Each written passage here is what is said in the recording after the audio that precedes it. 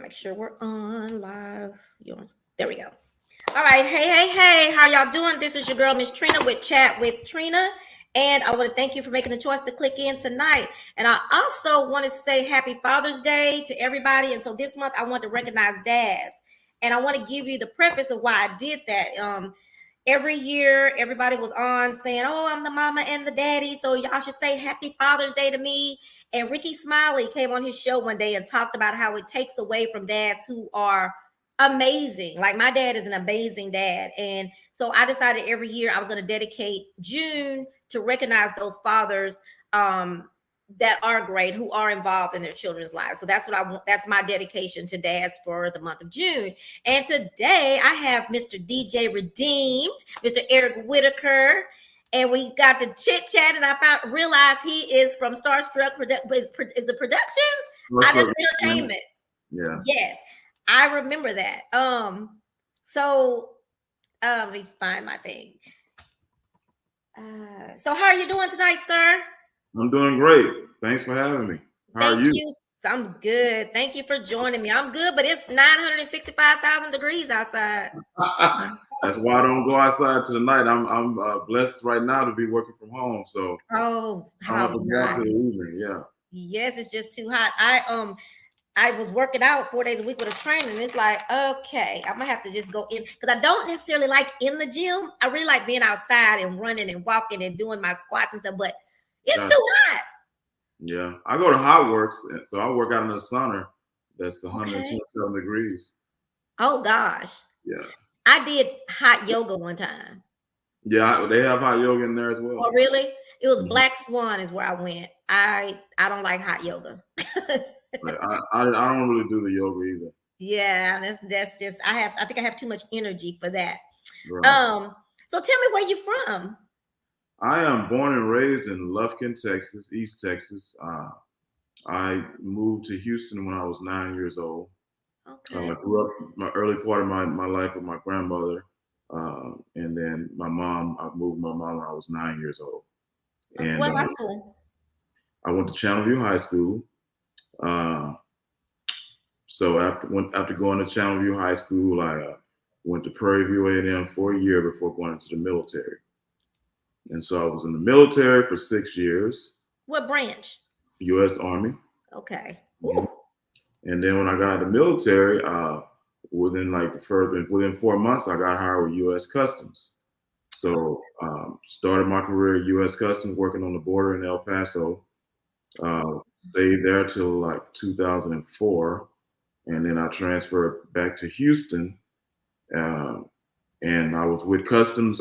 I was in uniform until 2010 as a customs officer. Then I went over to another position, like in the fines, penalties, and forfeitures division. But I was with Customs for a total of 26 years, and I literally just left Customs in February, and I went to USCIS. That's U.S. Citizenship and Immigration Services. Oh wow! That's where I am now, and I retired in 5 years. You got yes. Okay, yeah. So you with me. I'll retire in 5 years with 39 years of government service. Wow. That seems like it's exciting. The customs, all the things different things and experience. I'm sure that had. I've seen a lot. You name it. Yeah. Wow. What made you go into the military? What made you take that choice? Okay, to be very honest with you, I was the guy graduated from high school that said I would never go to the military. I had my eyes on the NFL. Oh, yeah. I wanted to play football. I went to Prairie View for a year. Coming up in Channelview, which was at that time, it was a predominantly white Hispanic. So I had never really in Lufkin, I lived in the projects as a kid with blacks. Yeah. But after like junior high and above, I was around mostly whites and Hispanics in Channelview. Yeah. So my mom, who also went to Prairie View, she was like, you know what, you should go ahead and try Channelview, because I was getting scholarship offers for other schools that predominantly white schools. I kind of wish I would have went to that. So I went to Prairie View, went up there, and I lost my mind. Lost my mind. I just heard that story from somebody today Yeah, that went to school with college. I couldn't handle the party scene, Yes. the beautiful black women. And so I ran into Sergeant Welch, my recruiter on campus, and I knew I was not doing good in class. And I wrote my mom. She was just talking about that a couple of days ago. I wrote my mom a long letter. When I told her, I said, I didn't do what I was supposed to do when I came down here, but I can't come back home. I got to be a man.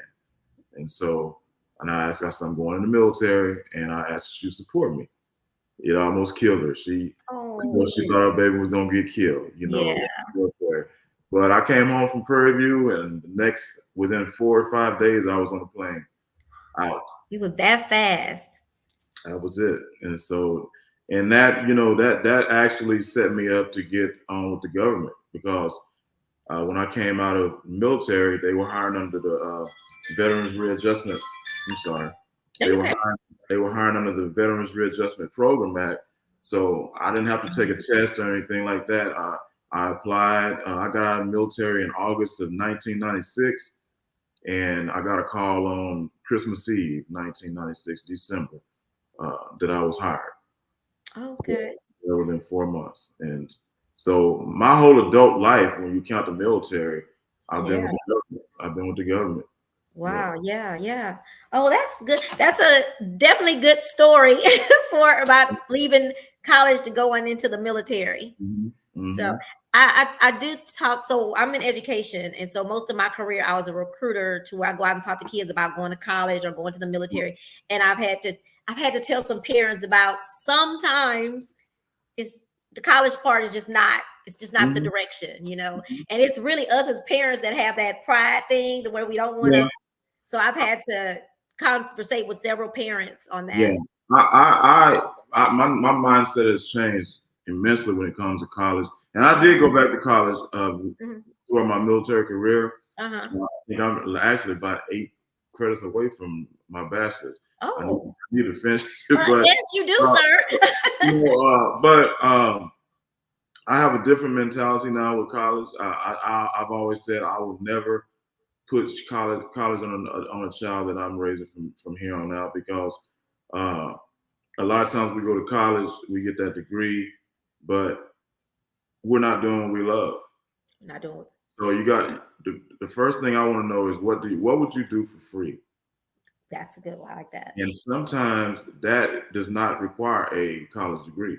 It may be a trade school. To be very honest with you, my ex-wife, she's got a master's degree, and very high up in education. I made more money than her, That is the truth. Yes. I've been making 6 figures for a long time on my job, and I don't have a college degree. So sometimes it's trade or there's different ways you can go. Yeah. So. And that is what I was the program manager for a program called it was Workforce Careers. So I did a lot of that. And there's a career process technology is really big now. They making plenty money, like so way more than me. And again, I'm in education, so what my money look like. So I look at I went and got a master's and all that, and I tell me and my kids sometimes I be like, geez, I mean, I wish I would have done a certificate or something sometimes, because it's not worth. I know I'm paying back way more than I've made in a lifetime. But our thing to say to kids was, if you go to school, get your college degree, you're going to make 10 times more, $10 million more. Wait a minute, $1 million more than you would if you didn't have a college degree. Lies. So that is not true. As you know, most millionaires don't have college degrees. Exactly. They surround themselves with Russell Simmons wrote a book, and he talked about he surrounds himself with young people that have mindset. Yeah. They're smart. Yeah. Wow, that is so. And it's I haven't got to the DJ. I can't wait. Yeah. So your current career, if you don't mind me asking. So DJ, I met you as a DJ. I've probably met you before, just didn't realize it now, but I met you as a DJ at Scott Gertner's, and I'll tell you, in my mind, I kept thinking, He is so freaking quiet and mild, man. But when you be in a DJ, but it's like you this whole different person, like you be in the zone, and I then am. I have. yeah, I always tell people I wear many hats. It's like, yeah. I have employees that work for me. Uh-huh. In my government position, Right. and they find out I'm a DJ, and it's like, Mr. Whitaker, What? you don't look nothing like I'm. It's like literally DJ Redeem is my alter ego. It is so your alter ego. It's but I'm a Leo. I love that's why I've always been in entertainment. I love entertaining people. Yeah. And even when I was a promoter, even I can't get away from it. I started off promoting gospel concerts. Okay. Really? In El Paso. Yeah, I started off on gospel concerts. And then Uh-huh. when I moved to Houston, I started doing house parties, and then I ended up in the clubs, and and so I can't get away from entertainment no matter what genre it's in, because I like to be the conductor of people having Yes. fun. I like to see It's probably like my description to people is like after you get everything done, you're able to just kind of sit back in your seat and see that you Mhm, created this amazing mhm, mhm. opportunity for people to be having a good time, and it's just a good feeling. And it's even as a DJ, it's like 10 times that, I'm because sure you literally control the your crowd. control, So yes. I mean, it's like a drug almost. Yes, Yeah. yes, yeah. I, Thank you. I definitely get that. Definitely get that. I one of my events way back, I started doing the two DJs because I love how they kind of Mhm, work together. That was mhm. kind of fun. What made you decide to do that, to go be a DJ? Because I know you were well. Now I know that you were a promoter with. It's a weird story. Uh, Uh I'm a Christian. Uh, huh. I really, my faith is strong in God. And when I stepped away from club promoting, Mm-hmm. um, I I had got I got back into church, and I was uh, got away from promotion game, and so I'm really into affecting the youth. Okay, Mm, and so I used to always I hated when I would hear other believers say, these young kids, they just messed up out here, and they would, a lot of young kids that come to church, and you got those traditional mindset people will say, they listen to that crazy music, and yeah. so my thing was, I said, you can't tell these young people not to listen to secular music, but don't give them an alternative, Right. and so I've always been, even back in the 90s, when Kirk Franklin came out, when the church didn't accept him, Yeah. I was on the Kirk Franklin train way Yeah. back then. I was a choir director, youth choir director, and I was convinced my pastor to let us do the Stomp song. Yeah. Yeah, but it was a lot of people frowning on that. So back in the day, my first concert was a gospel hip hop concert. It was a husband wife group called A1 Swift that was under Kirk Franklin's label, and that's who I brought to the El Paso County Coliseum. So I still stayed in the gospel hip hop. I Mm-hmm. was always like I was a big critic, because I was like, this music, they're not getting with the secular artists. The music does not, it's not as good. So Mm-hmm. how do you tell these kids not to listen to secular music when this gospel hip Not hop, giving them what. you Yeah. know? So that's what I did. So I said, you know what? I'm gonna start DJing, and I'm gonna give the kids an alternative. So I went and got my equipment. Uh, I think like November of 2017. Pretty much locked myself in my room in the evening and taught myself how to DJ. And I had my first gig New Year's Eve 2018, 2 months later. Wow. The thing was, I've been in entertainment so long, and I've been in the club game, so I know music. Mm-hmm. I know what people want to hear, when they want to hear it, Yeah. and so I just had to learn how to work the board, the turntables, and all. You And once, knew what music to play. yeah, but I still say it's a gift, because it came quick. I just caught Yeah. on quick, and I said, what I'm gonna do. I'm going to perfect what I used to fire DJs for as a promoter. And that was mostly like transitioning. And so, Yeah. I said, anytime that you transition and they look at you like, what you doing? That's a problem.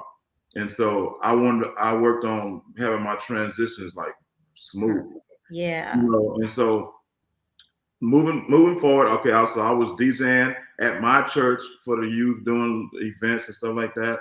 And I said, well, I even started contacting other churches to see if Okay. I could help do youth events with them. I wasn't getting much feedback, and then so I ended up I started doing weddings and birthday parties outside and private events. And Mm-hmm. I was approached by the leader of a DJ crew called Mixed Game DJs. Mm. And he had been that because I started DJing at Scott Gardner's, and he had Okay. heard me at Scott Gardner's, and then he said he had been following me around a few places, and he was like, we're impressed with you. We want you to join our crew, and so I became a member of the Mixed Gang DJs, and they was like, hey, Redeem, man, you should cut yourself short. I know you're not really in the clubs, but man, people need to hear you, man. Yeah. So that's kind of how I ended back up in the club because I wasn't getting booked, and I Right. love what I do, Mm-hmm. Mm-hmm. and it's like I'm sitting here not booked, and I started moving up the DJ chain pretty quick. People were like, "How Yeah. you getting booked here, man? How you end up at Scott Goodness?" What? But one thing about me, when I put my hands on something, I'm going to perfect it. I'm Definitely. I'm a perfectionist.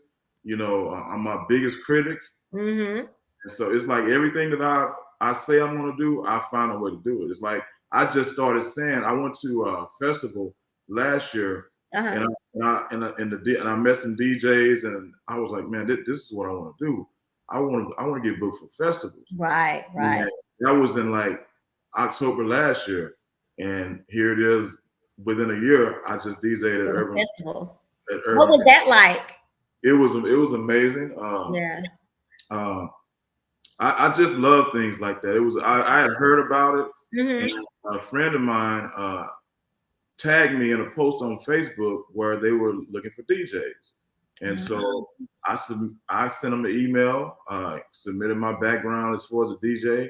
Mm-hmm. Didn't hear from them for a while. I'm like, okay, maybe I make the cut. And all of a sudden, I got an email from him like April, said, with an offer, and so we came to agreement as far as the pay and everything, Mm-hmm. and I was on. And it was history. Oh, that's cool.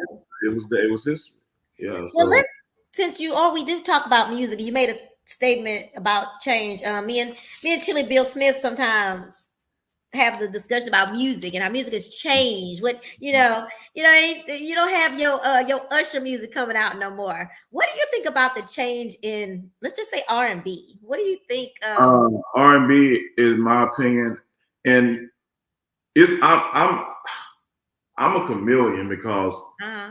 I'm 51 years old. Okay, but I'm still current. Yeah, You yeah, know, people think I'm in my late 30s. Honestly, when a lot of people think I'm in my late yeah, 30s. definitely, yeah, Where I carry myself, I will never allow myself to get old. yeah. So I stay today. Uh-huh. I'm still an 80s baby. I mean a 70s baby. Definitely. So the music is horrible. R&B is dead in my opinion. Yeah, I yeah, mean, that's why I did enjoy DJing at Sky Gardner's because I got to play my 80s and my 90s music. yeah. My My favorite part of the night and that was my era. yeah, That's when music was music. was music. You got a few of these guys out here. I mean, their voices are okay, but Mhm. then the lyrics, they're not. They're not talking about nothing. They're not like really serenading women. Yeah, It's more like a sex thing. But yeah. back in the 80s and 90s, we were in love. I mean, those artists were in Look, we love. wasn't in love. I The was, music made I you was, feel like you was in love. I was watching an Alexander O'Neal video back then. I used to, man, Alexander was rolling around the bed just listening to her, I'm like, this is what's missing, man. And that's something that that's something that I instituted in my sets in the club. Mm-hmm. I know. I said, people don't really play slow jams no more, and so I end all my sets if it's a club that closes at 2:00, Uh-huh. around 1:30, I'm going straight slow jams. Yeah. And and I'm getting a lot of good feedback from it. But I was like, man, we gonna take it back old school like we used to do. Exactly, and it works. Yeah, and it works. It's some DJs I work at Chicago Bar and Grill now, and one night it was a group. It was a bunch of people came in that I knew from high school. I'm 50. How old am I? 53. So I was 80s and stuff, and I knew them from the Rhinestone. So I went to tell the DJ, "Hey, this is a good night for you to get some good 80s music in here during one of your sets." Yeah. He would not do it. I'm like, he missed. But hold on now, awesome opportunity. You talking about Chicago? Yeah. Rudy had a playlist. That is the rumor. No, that is not a rumor. That is why I DJ'd there twice. Really? I've heard that. I have heard that from DJs. I look at it like this. The man is successful what he does. Yes, yeah. He's been since 20 grand. He brought his crowd open. He's successful. So who am I to tell him to change his format? However, it was like that was my worst night ever DJing. Yes, I have heard that from several DJs. I was not able to be me, Right. It was a Saturday night and it was jam packed early, and I had women coming to the DJ booth asking me to play Megan Thee Stallion and stuff like that. And Rudy was on line dancing and the swing out around the 10 o'clock. Yeah. And they was looking. I said, you know what? I'm gonna mess my brand up, DJ. Yeah. Because at the end of the day, the club looks at the DJ. He sent me an email with the song and the list, and so I was like, so I gotta veer away from this. The people ain't feeling where I'm at. And I veered away a little bit. Really came right to that DJ booth. Hey, did you get the list? He knew I wasn't playing his music. So, hey. That is so funny because I've heard that so many times about the playlist. He has a playlist, and you will stick to that playlist or you won't be there. That is absolutely hilarious. Yeah. Now, I know I believe you, but so I was all your creativity away. I'm just gonna keep it real. It takes it all away. Yeah, I can get that. But it's kind of putting you in a box of being a DJ. He puts you in a box. Yeah. So I was like, and that could definitely well be why he didn't. Like, well, who was she to tell me? But I was like, this is such an awesome opportunity for you to get some pennies in there. You couldn't go over my playlist. He wasn't on the playlist. That is so hilarious. What do you think is important to be a good DJ? First of all, you need to be up on your music. I'm gonna be honest with you. I went back to all the DJs that I used to hire and apologize to them when I became a DJ because I had no idea it entailed all that it does. I mean, the downloading the music, I'm downloading music every day. You got to stay up on stuff all the time. Yeah. And then just learning the boards and turntables. Then people don't see when you get private gigs, they don't see you unloading all that equipment, breaking your back, getting there an hour early, and after everybody go, you breaking down. So I'm like, no, your price is your price because. I was just gonna say, people don't want to pay that. Yeah. They just see you as someone coming in. It's not just hitting the button. Yeah. So stand up on your music. No, I don't have. Be honest with you, I'm so busy. I really don't practice much anymore. But I get booked enough to where my practice is right there. But very important to be able to read your crowd. I'm big on. I'm always scanning. I'm scanning. Yeah. If I play a song and people are not responding to it, I'm on to the next song like within a minute. Okay. And that's where that transition comes into where you can do that without people kind of noticing. Yeah. You gotta because you already got your next song normally queued up, but if where I'm at they not feeling it, I'm moving on somewhere else so where I can get these people involved. Back up. So just I can MC as well, so I know how to Okay. talk to the people. I didn't MC much to Scott Girders, but it just wasn't that type crowd. Yeah. But just interacting, you are entertaining the people. Yeah. You know, I'm big on one of my pet peeves is if I see a DJ sitting down, it just irks the heck out of me. And I've been places where like the owner or the promoter, hey man, you need a chair? No, I don't care if it's one person in there. I'm standing up. I'm gonna DJ the same way for one person as I would for 1,000. You know. Yeah, definitely. Yeah. And you gotta love what you do. I see it. You do. I'm gonna be very honest with you. It's gonna be this may get back to. I'm not gonna say the person's name. Okay. 2 years ago, I DJ'd Sam Mack's All White Party, which was huge. Which was like I opened up for, and it was like 2,000 people. Wow. It was like an out of body experience for me as a. Yeah. You Sam know, Mack always has a big party. He pulls the crowd.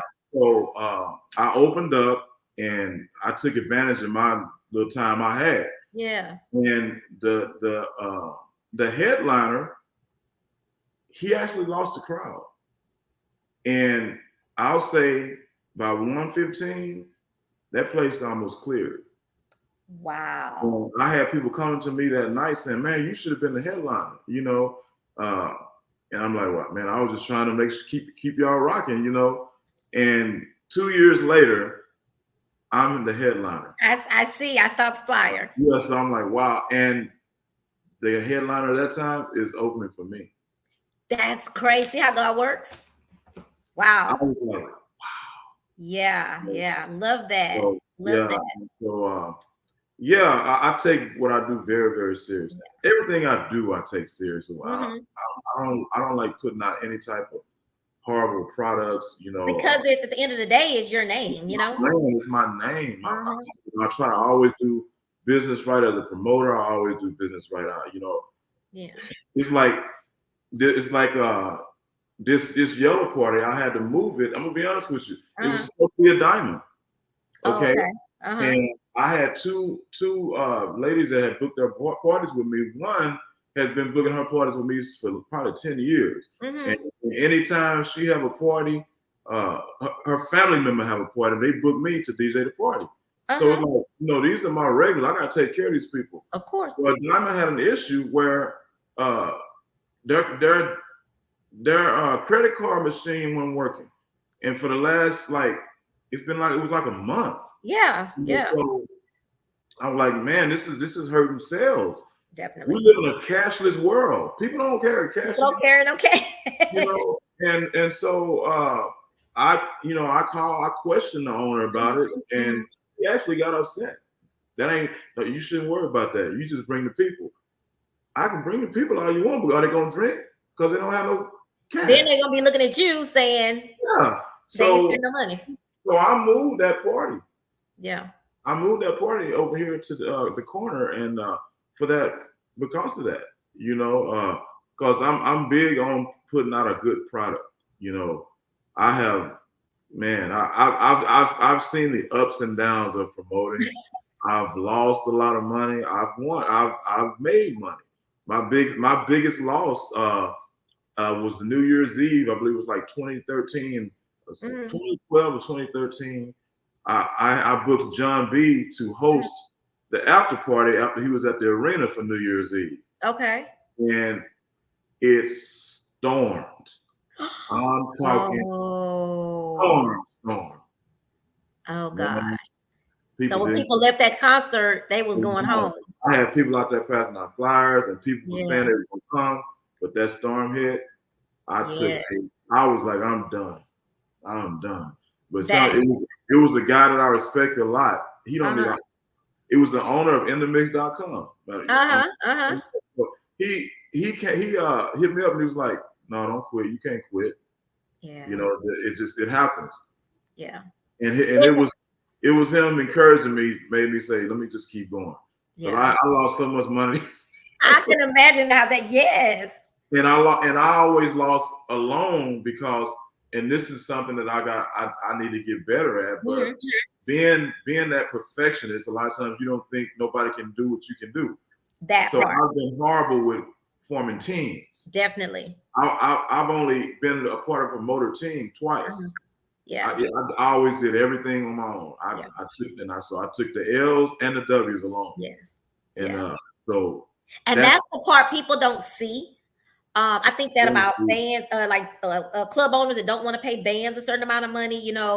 It's like, do y'all not? And then they don't want to pay DJs a certain amount of money because y'all don't see them bringing in. And I always say I'm from both sides. I worked for Tito's. I saw the club owner side. I worked for the pocket side. But I also love bands. I love live music. So I've watched it help them. So I can see that y'all not seeing that they not just coming to spin a record or push a button. They got to practice. They got to stay up on top. Their equipment costs money. If something gets, they're bringing in all this heavy ass equipment. You know what I'm saying? So that's, and that bothers me that Tito actually ended up getting better. Like I could talk to Tito and kind of, that's how I got him to get the city there. When we had Revolution North. Oh, yeah. I saw them at My Prospect.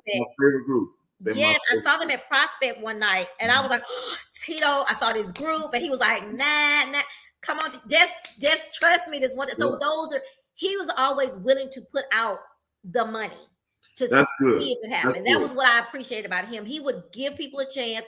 He's gonna pay that money. Now it depends on how it work out, if he's gonna do it again. But he is one of the club owners that I admire because he will give people a chance and he will put out the money for a good product. And that was what that's the big issue with the club owner promoter relationship. Yes. The promoters, they really know the business. You got the money. We need your building. Yes, we do. Yes. but most of the time, club owners don't know the business, but they don't want to hear what you got to say. They think they do, and they know from the old school way of things. Exactly, and that's why there's a lot of promoter, club owner bad relationships. Yeah, I actually have a show. You should be a team. We need each other. Because neither one of us want a loss. So let's work together. Let's help.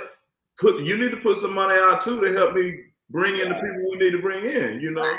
So, and what I found is that sometimes they'll wait and see you make it, then they'll want to come along. But no, because I already did it by myself. Now I don't need you. Now I got it. I'm good. Let me tell you something.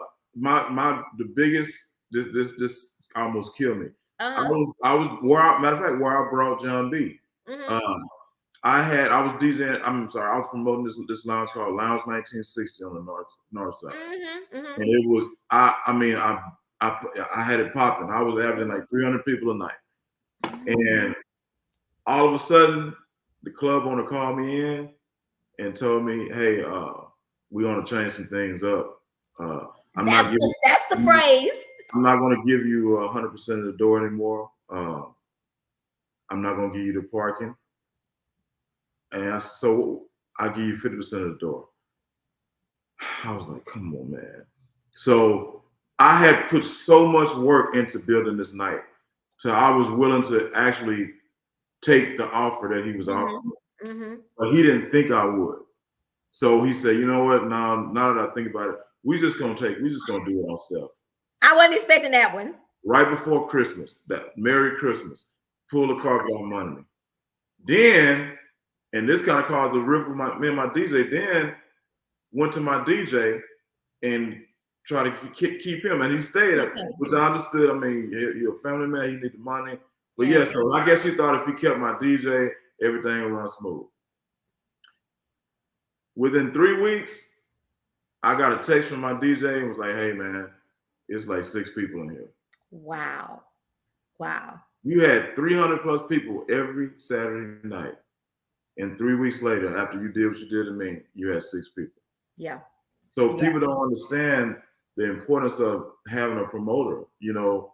They think they can still keep the crowd. They're not building relationships, and that was something else that Tito knew. Tito knew he wasn't the most people person there was.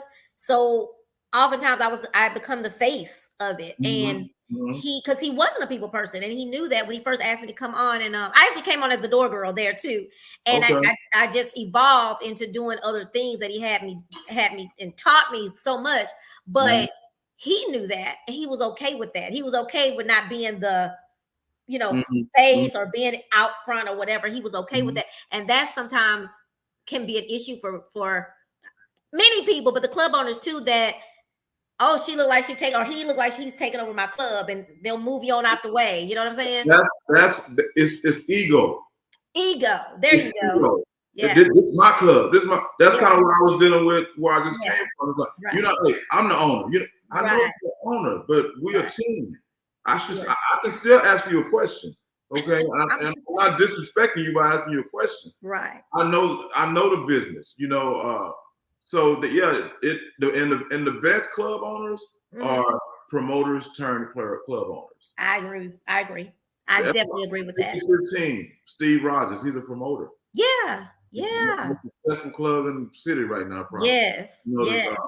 The club, Rob Wright and them just opened Prospect Park. Those are promoters turned owners. Yeah, so those are the most successful. And they are successful. Like very.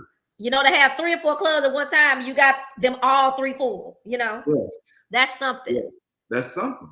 That is something. I actually have because I've had some things on my mind about what we're talking about. I have a panel coming on in July. It's called Hear from the Experts. And I'm going to start having some different people come on to have that conversation about, prices. My price is my price. Promoters, just the different relationships, because we got to figure this out some kind of way. And I think just starting some dialogue with that, you know what I mean? I don't think I'm going to have club owners that's going to want to do it, but just getting the word out there, maybe getting more people to listen in. And I can't create a miracle, but I'm going to try to get the word out there. You know what I'm saying? All you can do is try it, but that's going to be the biggest issue is the ego of the club owner. Absolutely. Because it's my spot. My money. Okay. Yeah.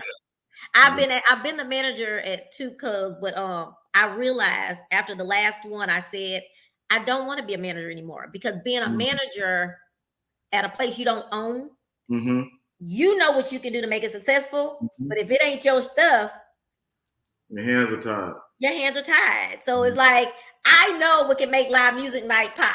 I know this. I know what you need. And I know that you're going to make your money back. But I can't get you to let go enough to do that. You also got to bring in the right bands. Exactly. That's my point. And you got to want to pay them. The city is expensive, but they're worth it. I booked them when I was at J. Durham last year. I remember. I lost my phone. I was away. I lost my phone and couldn't even really promote, and still came back from my vacation. And they still packed it up. I had yours was either 2 weeks or 2 weeks after the one I gave down at there was a club it didn't last very long down there on 1960, that other direction, going towards Humble. It was open for a quick second. But anyway, I had them there too. It wasn't as many people as normally come for them, but it was other reasons that went on. But so definitely. But anyway, that was good to hear that information from you, because you have some of the same thoughts that I have, and I'm always running through my mind about, like, what the hell? Why can't I make this happen? Like, I know we can make this happen, and you're not working with me. Just work with. You're not working with me. That is what I miss the most about Tito. Yeah. Let's see. So when I first asked you, I was scared of you. Let me just say that, because you do have a demeanor of. I get that all the time. People think I'm arrogant.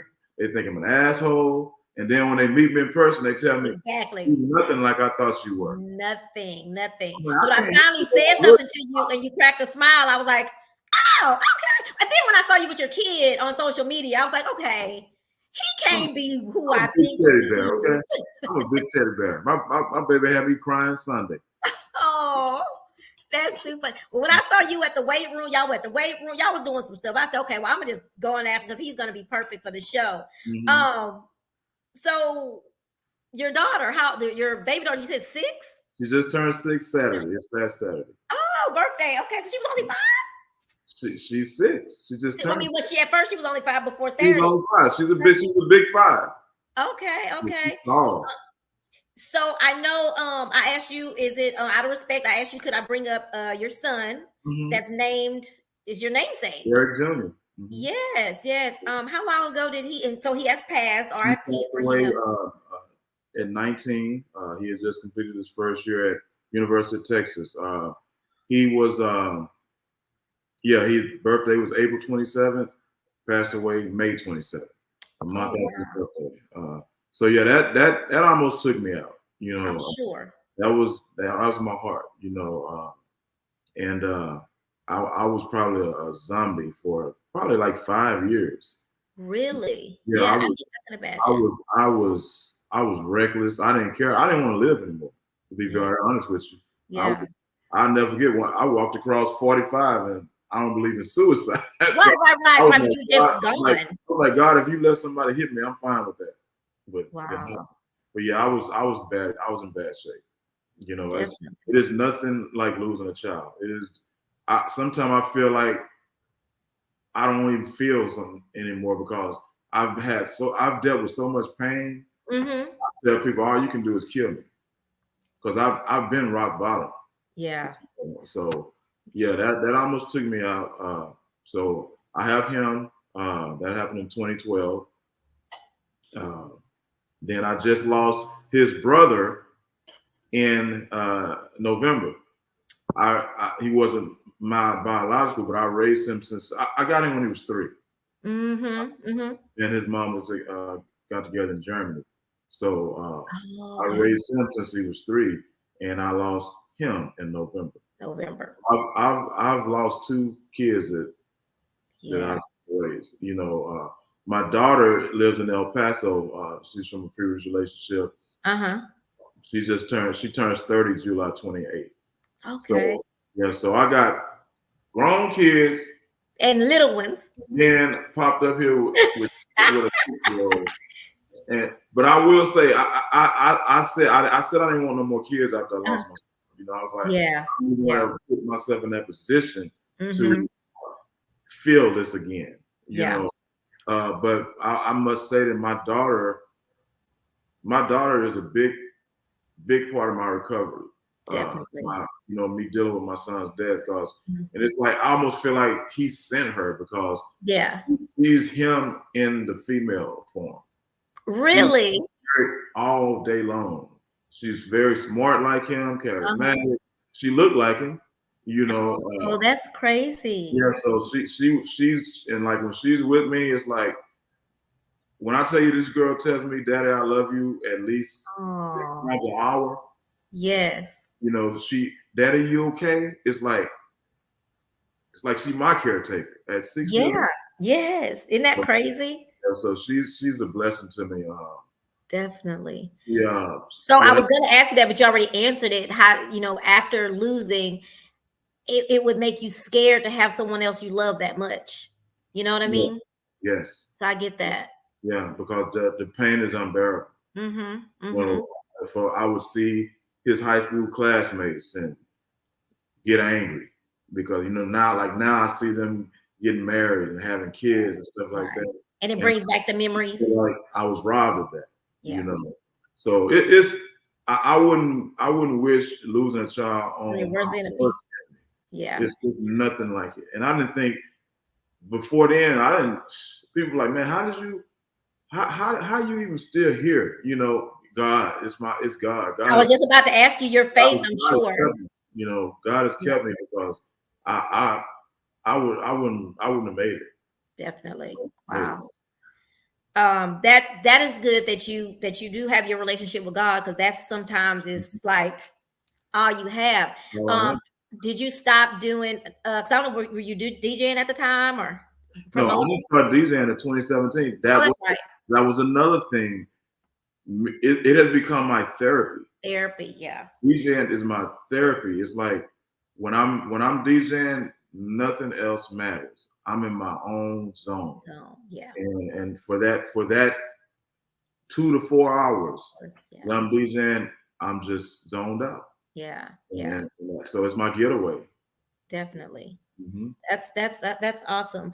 I appreciate your transparency and allowing me to ask you about Mm-hmm. that. Your daughter that lives in El Paso, that that's because that's where you're from.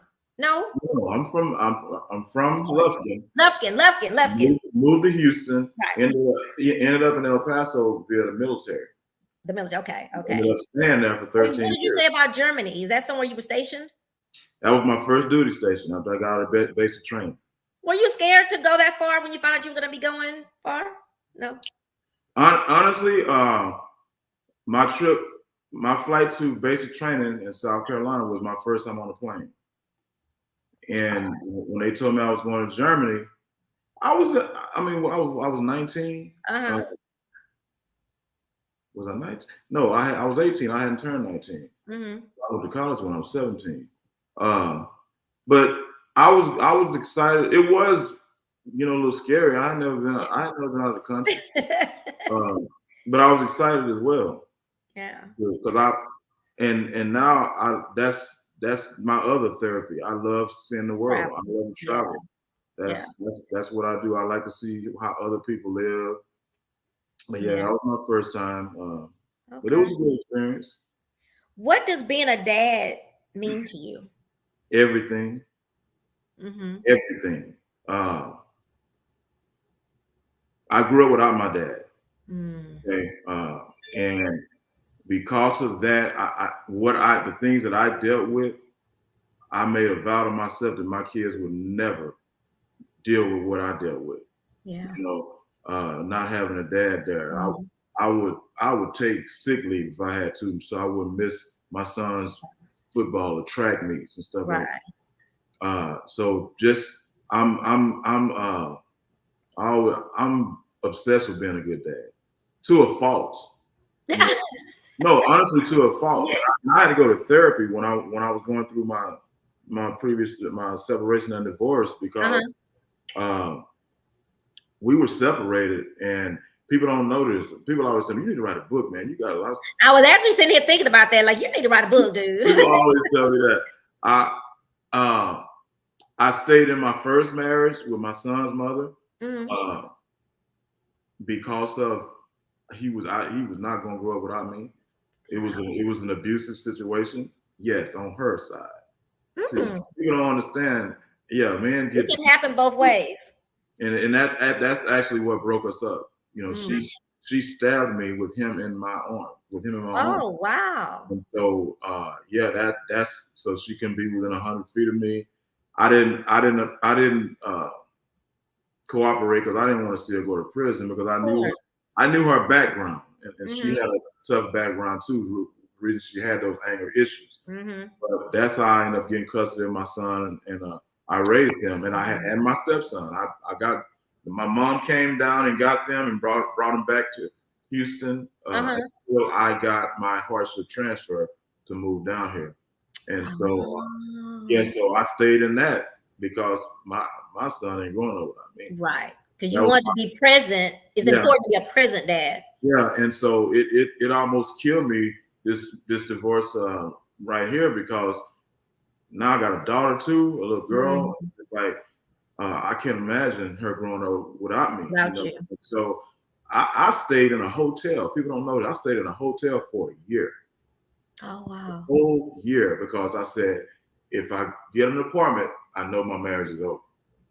But I wanted to keep fighting. Yeah. That was one of the main reasons. I got up every morning, picked my daughter up, took her to daycare, picked her up from daycare, went home, sit there, ate like it was a family, and worked in my hotel for a whole year.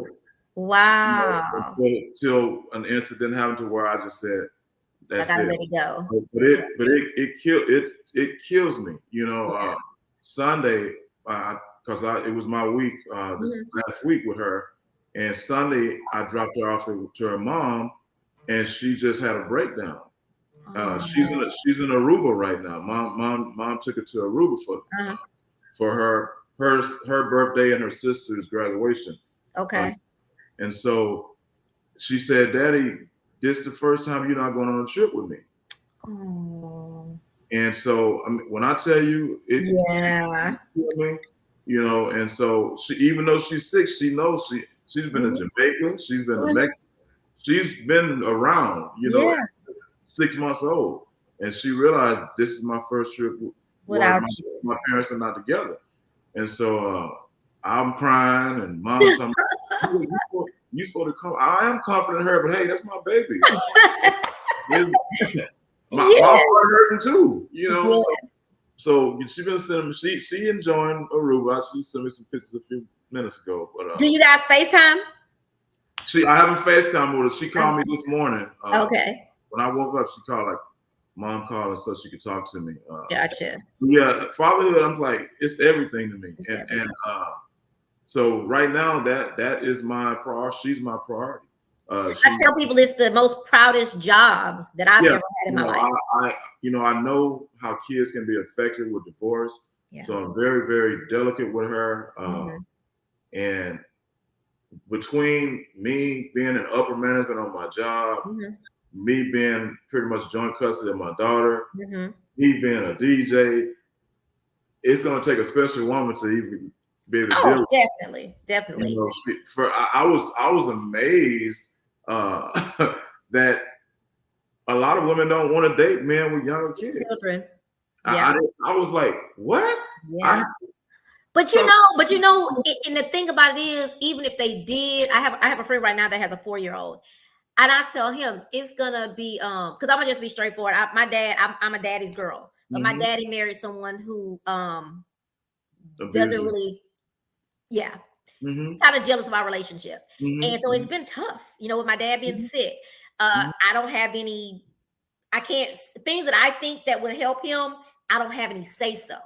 And so I say to him that just be careful because you got to watch the flags. You got to watch everything because they will sweep in and be one person and then there's somebody else. Let me tell you something. This is my motto now. When you're dating, that person is auditioning for a star role in a blockbuster movie. Yes. That is not who you're marrying. Yes. Okay.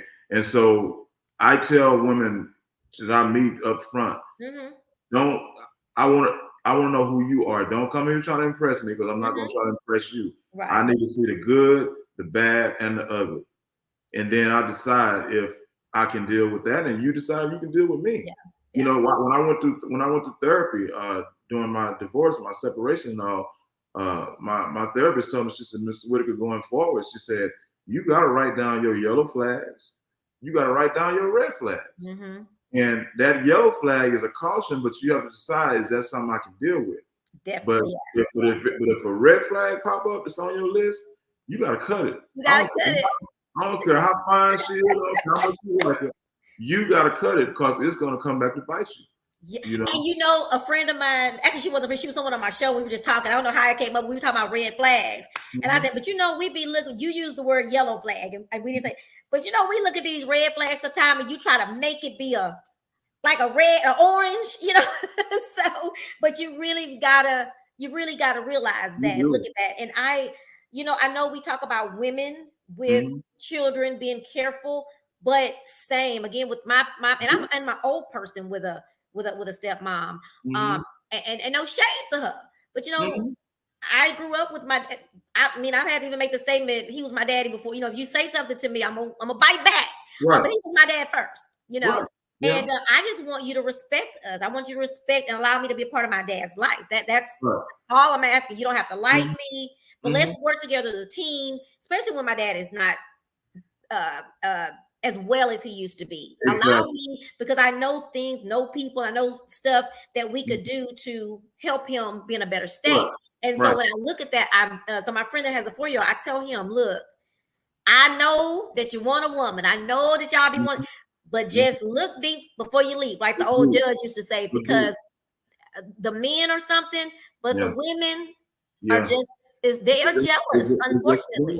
They just as bad, you know. And I after I thought about it, I said, well, I dodged a bullet when that woman's I was talking to her and I decided when she was like, I said, yeah, I'm moving to Humble next month. I'm here now, but she's like, oh, you moving? Okay, yeah. She said, why you moving to Humble? I said, I want to be closer to my daughter, and my mother lives close too. And she said, "Oh, you have a daughter. How old is she?" I said, "She's 5. She's about to be 6." "Oh, I'm not interested in that." I said, "What the heck?" So what messed me up is Glad she told you though. I dodged a bullet because at least she was Yes. honest. But it's the reason it messed me up Yeah. because every woman I've been with has had children. So Yeah. I felt like it's a package deal. Yeah. I've never thought, well, no, I can't deal with it if she got a child. So No. and then I hear women talking about deadbeat dads. So I'm like, this is an oxymoron. Y'all talking about dudes not doing what they're supposed to do, but then you got a man that takes care of his responsibility, but you don't want to do it. Yes. And Why? that's one of the reasons I started the show, because when I heard the Ricky Smiley, but even before that, I would hear all these things. But I have a lot of male friends. Like I do better with male friends. I know people don't like to hear that, but I do. And and a lot of them are fabulous, awesome dads. And so when I hear people bashing men and just putting it all in a general that men are this and men don't do this, I'm like, well, I know who y'all got. My friends, they are taking care. I have a friend that is in their divorce decree to where they can't move a certain place because they need to stay in the same proximity. You know, he has his girls. He's always had his girls. He had 3 girls, and he was always with them. And matter of fact, my girlfriend who ended up marrying him, she was like, "Yeah, but that's not on my list for a guy with kids." You know what I told her? I said, "But you know what you need to do? Look at how he treats them kids. He got 3 girls. Look at how he treats them all like queens. We've seen him discipline them, but he treats them like queens.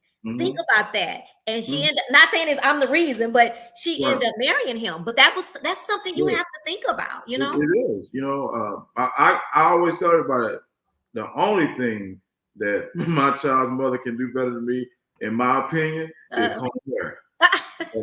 But I know I take care of my daughter in every way, you know, just like a woman could. Definitely. But I have a hard time now. And look, if you have to, you can go out and I can get the hair done. You know, so no, I'm it's everything to me. So that's my priority right now. Thankfully, my mom is she's close by, so when I get DJ gigs, a lot of times she'll watch it for me. Why you do that? But does she know that you DJ? My daughter? Does she understand what you do? Oh, she knows DJ Redeem. Yeah. And I've been you know, female DJs is on the rise. Yes. I'm actually hoping that she picks it up. She want to do it. That would be so cute. That was so cute. Yeah. One last question. What advice would you give to new dads? Wow, to new dads. Within a marriage or just new dads, period? Just new dads in general. Yes. Your children, you're very important to your children. You know, you're just as important as the mother. You need to be active. You need to not just be there, but you need to be there and act. So, a lot of kids that grow up and have issues in life is because that dad was not there. That shows how important dads were there. So, you know, be there, be active, do the things that traditionally mothers do. You do it too. You clean your children. You shop. I was in a shopping for my daughter one day, and these two older ladies just standing there staring at me. I was like, why are you staring at me? And one of the ladies said, she said, "Sir, I just want to say I commend you." She said, "My husband would never do that. You're in here shopping for her and you putting everything together perfectly." I was like, yeah, that's the norm for me. You know, and it should be the norm, right? Norm for me. I know how to dress my daughter, you know. So a lot of times men think, oh, my son, you know, that's my son, keep my son. No, it can't just be your son. You know, it has to be, you have to be the same with your daughter. She needs you. You are her first love, you know, so you need to treat her how you want her to be treated. If you treat her right, she's not going to let some of these busters come in her life and treat her any kind of way. That part. So that's why a lot of women have issues because dad wasn't there. Daddy issues. You know, and I'll be the first. I say my biggest regret in life is my oldest daughter. I didn't know about her till she was 9 years old. It was I just had, me and her mom was not really together. It was in between. It was like, if you notice her, my son is close in ages. Because I was 21, came to Fort Bliss and did my little thing and ended up getting her pregnant. Well, my daughter held that against me for a long time.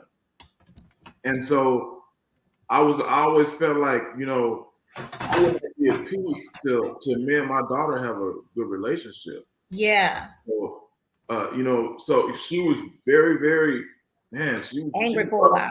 She was angry. Yeah. And I'm old school, so the way I was handling it is, I'm your dad, you don't respect me. But all of a sudden I had to realize, dude, you wasn't there. So you got to have some grace on her. And so that's what I started doing. I started kind of like just looking over the little slick talk and stuff like that, and started working on our relationship. And I have a granddaughter, 11. I just came back in March for her birthday, and so one day I got on the plane, and I said, "Look, we finna fix this."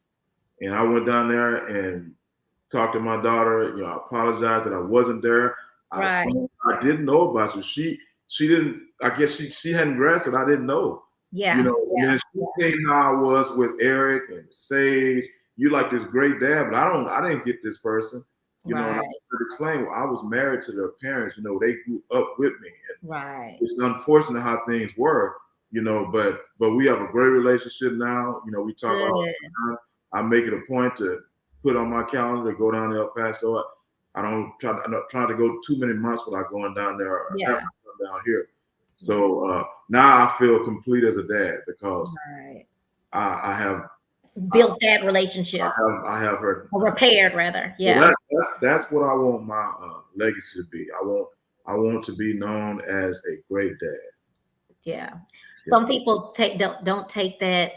Some people don't see that, like you say, and like I say. Like I feel like when people ask me what my most proudest thing in the world is, that's what I would say is being a parent and watching my kids, grow up and do the things that they're doing and having their own lives. Yeah. I want to thank you so much. This is such a great conversation. I really enjoyed talking to you. Thank you for having me. Yes, thank you. And we definitely gotta get together and do some stuff. We're gonna have to help you with this collaboration thing. I am with it. I'm sure we could put some stuff together. Yes, because you've definitely done bigger things than me, and it's somewhere I want to get. So, but I want to thank you so much for your transparency. I really do. And now everybody knows, because another thing why I do this show is so people can get to see the person behind the person, if you will, to know that you are this teddy bear. You do have a caring heart. You I cry all the time, y'all. Exactly. So we know now. We can go up there. So let me just say, some people chimed in. Let me just mention some names if I can say their names. Fred Hildebrandt. Fred, okay. Kellen Allen. That's my boy, yeah. Courtney Caesar, Tracy Scott. Yeah. I saw Sam Mack on for a while. Sonia Accardo. She said, "Don't let him fool you. He's a great DJ." So y'all, I appreciate y'all tuning in. Yeah, thank you. So yes, thank you again. Y'all make sure y'all check out DJ Redeemed. He is having a yellow party on Saturday at the corner. Corner is a cool place. Very nice. Yeah. Yes. So y'all check him out on Saturday. I wish I knew earlier. I already told him I work at Chicago Bar and Grill on Saturday. Oh, I got my yellow nails. You got your yellow nails. Something I don't normally do. This is so out of character for me, but well, be on the lookout for my Leo party in August. Yes. Okay. Now I'm August birthday. I celebrate all month, so definitely. But I'm a Virgo August, but I celebrate every weekend in August. Okay. So I'll keep. When I see the flyer, maybe I can catch that. 20th, so most likely my party will be my birthday is on a Sunday, so it'll probably be August 19th. Okay, I do remember because you were still at Scott's last year. I was. Yes, I remember that. Because I went to San Antonio to see the city for my birthday. Oh, really? Yeah, yeah. Them are my guys, They man. hot. They're very hot. My guys. Yes, Yeah. love them so much. But thank you again, and we will see y'all. Make sure y'all go and check him out. He is on Instagram, Facebook. Are you on TikTok yet? I am DJ Redeemed on Instagram and Facebook. I'm sorry, Yeah. on Instagram and Twitter. And Twitter. I have a DJ Redeemed page on Facebook. You know you have 2 DJ pages on Facebook, right? You got an old one. No, I got 4 pages. Oh, okay. I was like, Eric, I kept wanting all your different pages, like. Yeah, I got an Eric DJ Redeemed. Yeah. I got an Eric Whitaker. I got an Eric Von Whitaker. So y'all can find him. Just gotta look, because y'all can find it. All right, though. Thank you so much. Y'all make sure y'all go to youtube.com/chat with Trina. I need 143 more subscribers to meet my goal for this year. So thank you. Thank you, DJ Redeem. See you soon. And I will be subscribing as well. Please. Thank you so much. Thank you. Bye. All right, bye-bye.